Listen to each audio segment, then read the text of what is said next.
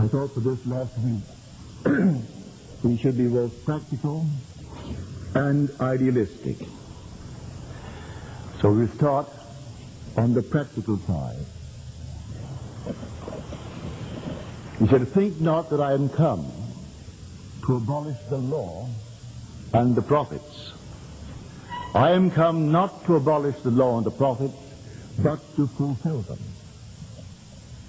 Now the one speaking is now present within you.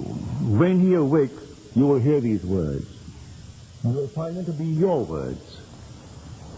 That one is your own wonderful human imagination. That one is God. The imagination is the basis of all there is. What is now proved to be true as far as we're concerned was once only imagined. Think of something of the world that is now to you real that wasn't first imagined. So the secret of imagining is the secret of God. And so the secret of imagining is the greatest of all problems, to the solution of which everyone should aspire. Because supreme power, supreme wisdom, supreme delight lie in the far-off solution of this mystery. I can acquaint you with it and then leave you to your choice and its risk. But everything in the world is created by this power, that I kill and I make alive. I wound and I heal, and none can deliver out of my hand. I create the light and make darkness. I create woe and I make weal. And I, even I, am he, and there is no other God beside me. That's your own wonderful human imagination. But there are secrets to this power. And you and I, by experiment, we try to discover the secret. As we discover the secret of imagining, pardon me, we are discovering the secret of God. So God and imagination, human imagination, are synonymous terms. They're interchangeable. So when we read that if we know that he hears us in whatever we ask, we know that we have obtained that which we requested of him. If we know that he hears us in whatever we ask, no restraint. Now you may sit down and commune with what you think to be another than yourself, God. But because there are billions of us in the world, and there is but one God, and this fabulous universe, you might wonder if he heard you. But you have no doubt in your mind, if you identify God with your own wonderful human imagination, that he heard you. Can you believe that your own wonderful human imagination is God? So when you sit down, as told in the 4th Psalm, commune with your own heart upon your bed and be silent. He hears you if you commune with self, but can you believe that communion with self was communion with God? Can you now assume that you are the one that you would like to be? Can you assume that one that you love is as you would like her or like him to be? Can you really believe that you're answered? I do not expect tonight that after a certain conception that the child will be born tomorrow. The vision has its own appointed hour. It ripens, it will flower. If it be long, then wait. It is sure it will not be late. A little child takes 9 months, a lamb 5 months, a chicken 21 days, an elephant, so they tell me, a year or more, a horse a year anyway. So every conception has its own appointed hour. It ripens, it will flower. If it seems to you long, then wait. It is sure. It will not be late relative to its own nature.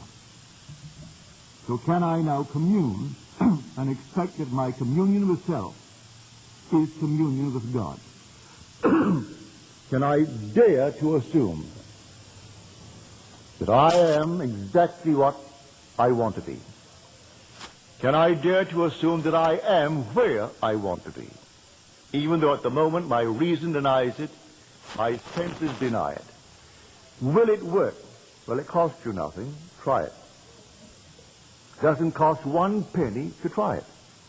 As you're told, come, buy wine, buy milk without money, without price.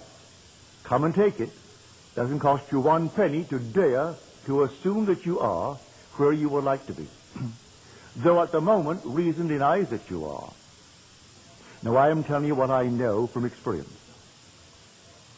When I didn't have a nickel and desired a trip that would cost me well in excess of $1,000, and I dared to assume that I was where I would like to be. And I viewed the world from that assumption. Instead of thinking of it, I thought from it. Then I thought of where physically I was. And I saw that place in my imagination 2,000 miles to the northwest of me. And I slept in that assumption. And then in a way that I did not consciously devise, I had no way of knowing how it would ever work. But in a way I did not know, it unfolded. And that assumption hardened into fact. On the strength of that, I tried it again and again. And when it worked, I began to teach it. I began to tell others that their imagination is the cause of the phenomena of life. This was long before I realized the promise as recorded in Scripture. This was only the law. So we are told, blessed is the man who delights in the law of the Lord. In all that he does, he prospers. It didn't say if it was good for you. It left that entirely up to you to make the decision. You could choose something that may be horrible in time. You choose it without contemplating consequences. But he tells you, your imaginal act is a fact. Now, as he awakens within you, he reinterprets the law. He can't change the law. He interprets the law. Instead of abiding by the external traditions of our fathers, he tells us what the law really is when he awakes within us. You have heard it said of old, you shall not commit adultery. But I say to you, any man who looks lustfully upon a woman has already committed the act in his heart with her. He tells us that the restraint of that impulse is not enough. The act was committed at the moment of the imaginal act. I may contemplate the consequences and be afraid. My reputation will be at stake if they catch me. But at that very moment of the imaginal act, that was the fact. That's how he interprets the law. Well, now, no one can stop you from imagining. No one can stop you from imagining that you are secure. But you may say, I have no one in this world to whom I could turn, who could leave me a penny. And I have no money. I am beyond the age where they would employ me. And you could give yourself 1,000 reasons why it could not be. He's not asking for any reasons. Can you imagine? Well, who can stop you from imagining? That's all that concerns the awakened man within you. Can I dare imagine that I am what I want to be? Well, I can. I've done it a number of times. I've done it successfully for many that I love dearly, many that I do not know. I have failed often too, but the failure is in me. It is not in the law. Imagination plus faith is the stuff out of which we make the world. We are told all things were made in this manner. He calls a thing that is not seen as though it were seen, and the unseen becomes seen. And when I come to him, I must believe that he exists, and that he rewards those who believe in him. I must have faith in the imaginal act. If tonight I can stand here and simply quietly imagine a state and really believe that I am in communion with God when I did that, and that my imaginal act is God's act. It's not something other than God. And go unconcerned as to the results will follow me. For that imaginal act was causal at the moment that I did it. The effect, when it appears, I may try to trace the effect to some physical cause and give all credit to a physical cause. I tell you, every physical effect has an imaginal cause and not a physical cause. A physical cause only seems. It is the delusion of our fading memory. We do not remember when we imagined it. In this audience tonight, and he may not even remember when he did it, is my dentist. And I went to him in great need of a lot of work, for I had had dentistry all over this country and in London and in Barbados, and all was horrible. I was always on the move. I was in the theater, getting tongue for a week. What could they do when I needed such work? They patched me up. So when I met him, he gave me a complete job because I was here, living here then. When one day a tooth gave way, which was an anchor tooth, he said to me quite innocently, whether he remembers or not, when I saw your mouth and did this, I said to myself, this tooth will last 13 years. It was 13 years. Had he only said 25, but he didn't think I would live that long. So 13 years, out came that anchor tooth, and therefore complete restructure of my entire mouth. He set it in motion. Whether he remembers or not, he said, this is going to last 13 years. He didn't tell me. Didn't have to tell me. That was his imaginal act. I was only the victim of his creative power. Now, I'm telling you, don't take anything lightly. You are creating morning, noon, and night. Your imaginal acts are God's acts, because your imagination is God, and there is no other God. God actually became as we are, became man, that man may become God. And he set up within himself, in man, a series of events which he will now unfold within man, which the one in whom he unfolds it will know he is God. He calls it giving glory unto man. I will not give my glory to another, he said. I have tried you in the furnace of affliction. For my own sake, I do it, for my own sake. For how should my name be profaned? My glory I will not give to another. God's glory is God, as told us in the 33rd chapter of the book of Exodus. I will make my glory to pass before you, and I will cover you.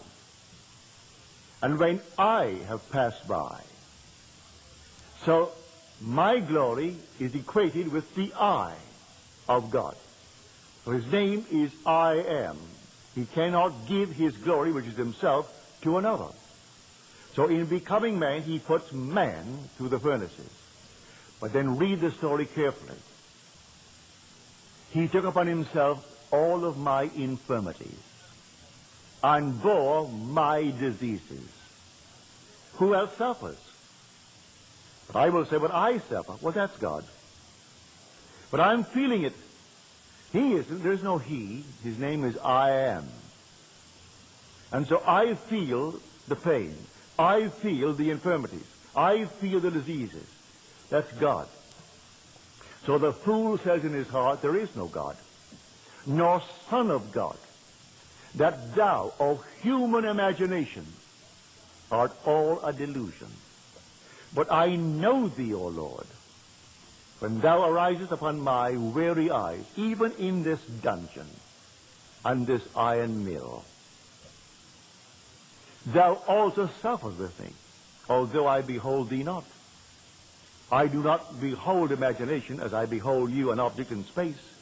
I am the reality that is named imagination, but I cannot actually see it as an object in space. I see the results of my imagining, but not the being imagining, for God is invisible. Then the voice replies, fear not. I am with you always. Can I ever get away from imagining? If I fall asleep now and I start dreaming, what is dreaming but imagining? When I wake, he is still with me. I'm still imagining. I am with you always. Only believe in me that I have power to raise from death thy brother who sleeps in Albion. This comes now to the promise that he made all of us. His promise is to give himself to us as though there were no others in the world, just you. Because in giving himself to you, there is no other. Your whole vast world is yourself pushed out. Everything in the world is yourself pushed out. And you manipulate it by your imaginal acts. Everything in the world. Now, the first act begins with the resurrection. It's not outside of you, in spite of what you've been taught. The day will come, you will rise within yourself. And that's the only God that was ever resurrected, who will ever be resurrected. It's not another, it's you. And when you rise, there is no one on the outside. It's all you. And you are rising in the only tomb in the world where God was ever buried, and that's your own skull. God is buried in the human skull, and that's where he rises. And when he rises, as foretold by his own words in Scripture, he is born. Resurrection begins the act. That same night, you come out of the tomb, which is your skull, and you are born from above. Not from the womb of woman where the garment was born. You are born from above, born of God. Born not of blood, nor of the will of the flesh, nor of the will of man, but of God. In other words, you are self-begotten. God begets himself in you, as told us in the epistle to the Hebrews. He is bringing many sons to glory. But the sons are numbered. Everyone born of woman is that son of God. As told us in the 32nd chapter of Deuteronomy, he has set bounds to the peoples of earth according to the number of the sons of God. But you would say, but look, there are 3 billion in the world. So what's that? I will make them more numerous than the stars, more numerous than the sands of the beach. Well, count them. You can't count the stars. We estimate them to be at trillions and trillions. These are the sons of God, bringing each that he chooses. He didn't bring all together. He brought a certain number, and that certain number he calls the second son. The second son is represented by this fabulous number. The first son is still waiting to come out. He complains because the second son went berserk, went amok, spent his power unwisely. Then he came to his senses and returned to his father, and the father embraced him and gave him the authority of himself. He gave him the ring, gave him the robe, the fatted calf, everything for the one who went out and came back to the Father. For his gift is the gift of himself to you who came out. I chose you in me before the foundation of the world. That's what we are told. Let the first son complain. He'll complain and complain. I served you, and you gave me nothing, not even a kid. He said, my son, all that I have is yours. But the most fabulous gift in the world, or possession in the world, is without meaning unless there is a knowledge of it and a readiness to use it. Going out as we did, we become aware of our possession. Then we can use it. Unless we went out into the world and misused it as we have done, we could not become aware of this power that is our own creative power, our imagination. I saw it so clearly one night. Here I am in this fabulous field of sunflowers, huge, lovely sunflowers. Each sunflower was a face, the human face, but they were all anchored in the earth. And I walked up and down among the sunflowers. They moved like an orchestra moves. They all moved in unison. If one smiled, they all smiled. If one didn't smile, no one smiled. They simply followed like an orchestra. If one bent over, they all bent over. And everyone did what the whole did. One, I didn't say one led them, seemed automatically to do it. And I felt, though I was alone, I could walk up and down, and they were anchored. They couldn't do it. I felt that I was freer, limited as I was, than all of them put together, beautiful as they were. These sunflowers of human faces, but they had not gone out. I was once a part of that infinite garden, not aware of what I possessed. And my Father chose me in him before the foundation of the world, and we went out to go through hell in this world, that I may become aware that all thine are mine. To become aware that all that is God's belonged to me, I had to go through the furnaces of affliction. And having gone through the furnaces, then he awakes within me. And he tells me how I will know he is awakened within me. He set up in the beginning the result of the experiences of humanity. And that result is a son. And the son is called David. And when I find him, I will know he is my son. And I will know the 89th Psalm. I have found David. He has cried unto me, thou art my son, my father, my God, and the rock of my salvation. Well, I found him, and he cried these words to me. And I knew exactly who he was, and I knew then who I am. Until then, I did not know I was one with God. He is God's son, God's only son. Now he's my son. I tell you, you're going to find him, and he will be your son. And because he is my son, you and I are one. How can he be your son? And I know he's my son, and you and I not be one Father. So we are told there's only one body, one Spirit, one Lord, one God and Father of all. So in the end, they will not be Greek and Jew, bond and free, male and female, only one, all one in God. And you will be that God. So this is the promise that he made. Now, when I read the Bible, I take all the related parts of the promise and put them all together. For all of these things put together will find their fulfillment in you. All his promises find their yes in him, as you read it in the 2 Corinthians. All the promises of God find their yes, their fulfillment in him. So there are 39 books. Together they form one book. But the context, which means the meaning of it, you will find related, scattered over the 39. He pulls from this, from that, from the other, written over the centuries, and pulls them into one pattern. So Christ is the pattern man. That pattern is buried in man.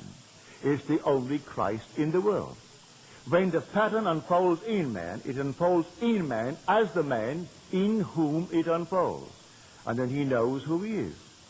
And he has no doubt in his mind as to who he is. He is the Lord spoken of in Scripture. And that Lord is God the Father. And the whole thing unfolds within him. But he does not abolish the law that he gave. He explains the law as a psychological law and not a physical law. So if I long after someone, at that very moment, the act was committed. I state boldly. I stated boldly as my dentist said it boldly. It was committed. So I went blindly on, enjoying everything he did. It was perfect.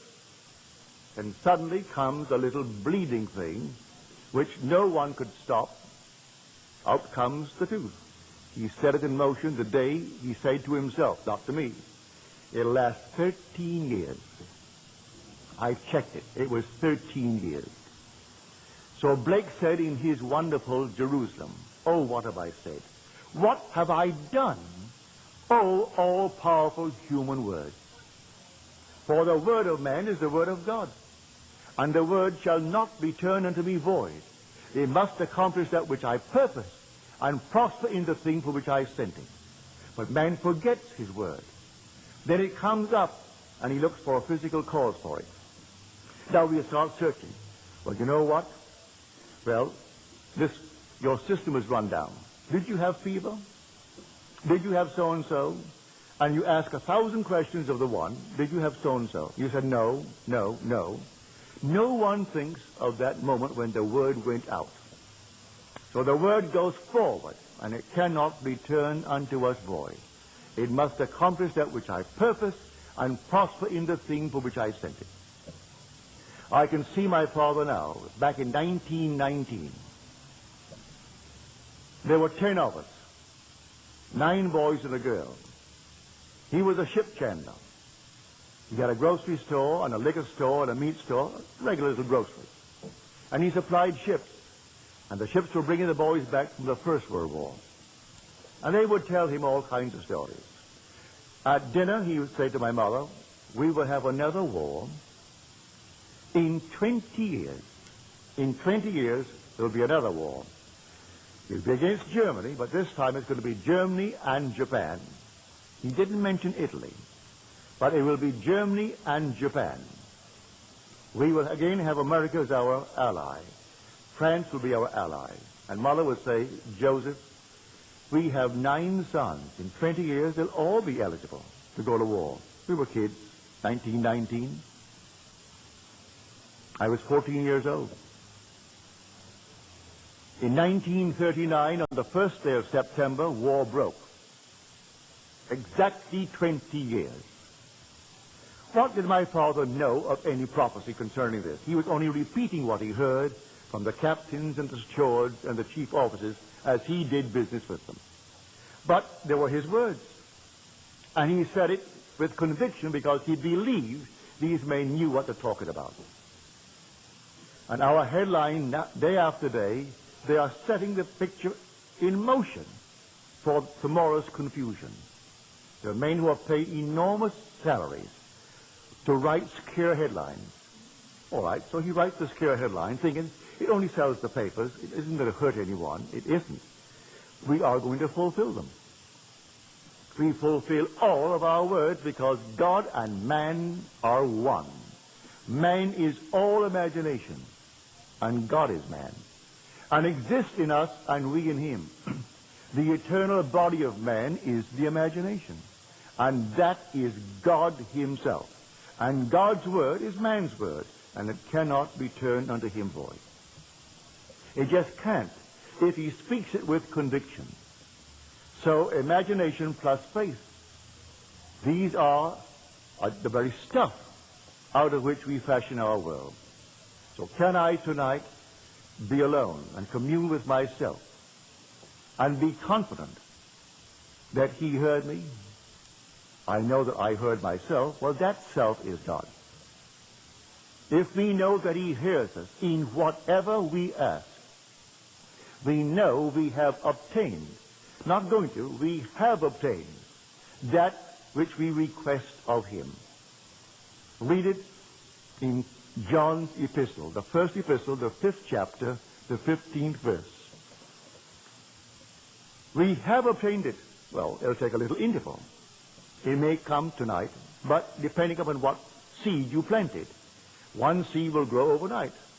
Other seeds will take a little longer. But each has its own appointed hour. There's not a thing wrong in your noble dreams in this world. You want to be wealthy? What's wrong with it? You want to be anything? What's wrong with it? Everything is possible. A friend of mine called me last week. He's now appointed the head purchasing agent for the city of Culver. By law, he is not qualified. He does not have the educational background. The law demands you must have a college degree. He doesn't have anything outside of high school. They rearranged it to appoint him the head purchasing agent of Culver City. Why? He came here, he and his brother. I buried the brother a few years ago. He got this job not dreaming for one moment he could ever transcend it. I said, don't for one moment entertain that thought, Dwayne. The job is yours if you want it. Don't push the other one out. Let him go higher. You want to be the purchasing agent of the whole city of Culver? You are the purchasing agent. Sleep in it just as though it were true, and you hurt no one. Last week, they rearranged the law, and he's appointed purchasing agent to take effect in July. Now, everything was rearranged. Everything will be rearranged for you. A friend of mine who told me here that you aren't allowed to speak at any state university unless you have a college degree. Well, he confessed he did not have one, but he was invited by the professor at UCLA to take his class. I think there were 3 or 4 classes in the use of imagination, in advertising. And so here he went in without the degree, and he was given, well, all the freedom that the professor enjoyed, and he gave either 3 or 4 lectures instead of the professor who went off for those 3 or 4 lectures. So they suspended the rules. They'll suspend every rule. You're not supposed to do this, not supposed to do that. Ignore it. Ignore every rule. As my friend used to say to me, and he said, you can't smoke in here. Look, no smoking. And he was a very wonderful lad. He said, he didn't say positively. And so he would go right through the gate to the airplane, and I would say, Mort, you cannot smoke in here. It's not supposed to smoke. Didn't say positively. And here's Mort going right through with his cigarette. No one stopped him. I'm not saying that you should do it. He didn't do it to brag. He simply believed in himself. He wouldn't hurt anyone. Now, you don't have to hurt anyone. I tell you, your own wonderful human imagination is immortal. That's the man in you that cannot die. I meet them, those who are called dead, and I tell you they aren't dead. Nothing dies. Everything is restored. Everything is restored. But the day will come, you'll go beyond restoration, and you will resurrect. And who's resurrecting? God. And God in you awakens, and you are God. Because God is the Father of David. That is the way you know you are God. I will tell of the decree of the Lord. He said unto me, thou art my son. Today I have begotten thee. These are the words of David. What is going to happen to you? Then you will know you're God. You have no other way of knowing that you're God, unless God's only Son calls you Father. For no one knows who the Son is except the Father, and no one knows who the Father is except the Son, and anyone to whom the Son chooses to reveal him. So no one has seen God, but the only Son who is in his bosom, he has made him known. And he comes out of you and calls you Father, and then you know who you are. And I'm telling you, every one of you, because you and I were chosen in him before the foundation of the world. Chosen for the purpose of receiving the gift of God, which is his glory. For he gives me himself. And in giving me himself, if he's a father, then give me your son. You can't give me yourself in part. Give it to me in totality. So if you are a father, then where is your son? Your son must be my son. And he gives me his son. So he so loved us, he gave his only begotten Son. To whom? To you, to me, to every child born of woman. To every one of us will become fully aware that we are God. And yet, I will know you as Jim. I will know you as Jim, but I will also know that you are God. I'll know you as Sarge and know you are God. I'll know you as Bill and know you are God. I'll know every one of you. And the unnumbered billions that are not known to me here, in that day I'll know them all, and still know them all as God. For there is nothing but God. When the curtain comes down on the final act, we're all God. We are then the glory of God. So we will finish the work. He said, I have finished the work which thou gavest me to do. Now, glorify thou me with thine own self, with the glory that I had with thee before that the world was. It's returning now. The whole memory returns, and then every man becomes God. But now do not fail to apply the law. Blessed is the man who delights in the law of the Lord. In all that he does, he prospers. You name it, and you can be it. You just name it. And if you dare to assume that you are it, and view the world from that assumption instead of thinking of it, you will crystallize it. You will actually manifest it in this world. That definition of imagination, I'll go along with for a certain point, up to a point. That things present are sense perceived and called real. Things absent are called imagination. But man being all imagination, man must be wherever he is in imagination. So I need not be anchored to where my senses dictate. I can stand here and assume that I am elsewhere. And then if I assume that I am elsewhere, let me anchor myself there and view the world from it. If I view the world from it, I should see this place as I would see it were I physically there. I can see it surrounded me and under me, then I did not move in imagination. If I move in imagination, then I must think of where I was physically and see it elsewhere. I can see it where I am in imagination and be moved. For all motion, well, I can tell myself if I have moved by a frame of reference. If I have moved relative to this room, well then let me look to see where am I now. I must have moved.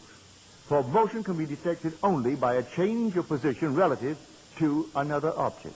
Well, here is the object. I assume now that I am, I name it.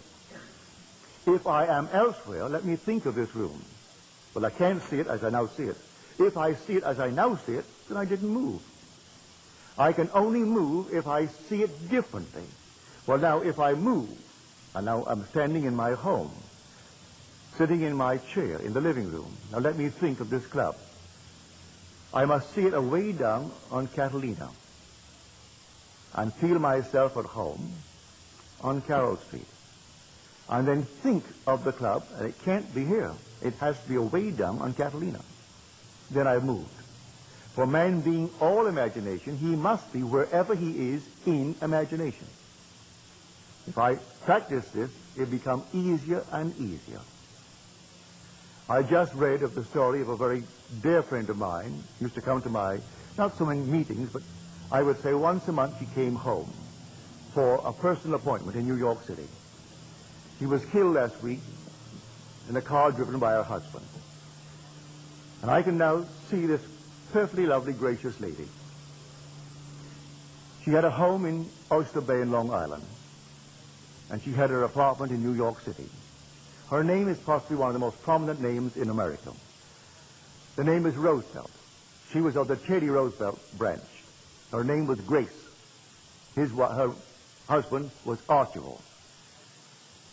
Teddy was governor of New York. He was vice president of our country. He was president of our country.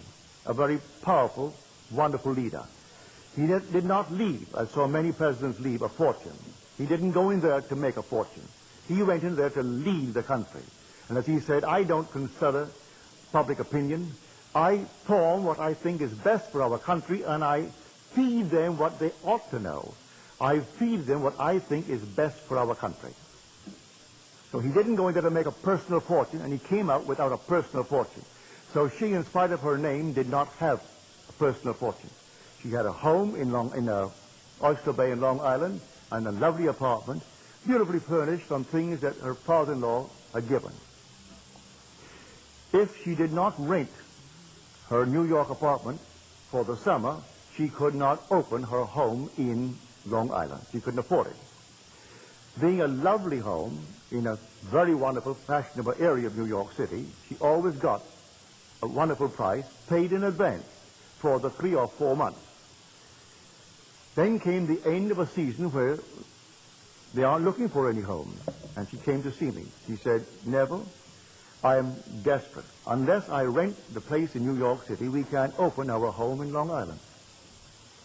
I said, all right, it's rented and you're living in Long Island. Oh, but she said, Neville, I can't do that. I said, tonight you sleep in your home in Long Island. But she said, I can't do that. How could I go and sleep there? I said, you don't do it physically. Tonight you sleep physically in New York City in your apartment. But in your imagination, which is the only reality, you sleep in your home in Long Island. And then you think of your place in New York. And the reason why you see it across the East River is because you are physically sleeping in Long Island. And the reason why you're sleeping there is because you rented it. Put them all together, that's why you're there. She said to me, if it rents, I'll call you. I said, there's no if about it. If, the only if is, if you do it, then you'll call me. I took her to the elevator. She went downstairs, went back to her place. The next day, at 9 in the morning, Mrs. Roosevelt is on the phone. She said, Neville, this is Grace Roosevelt. I said, how are you, Mrs. Roosevelt? She said, I'm calling you from Long Island, where I slept last night physically. That I went home.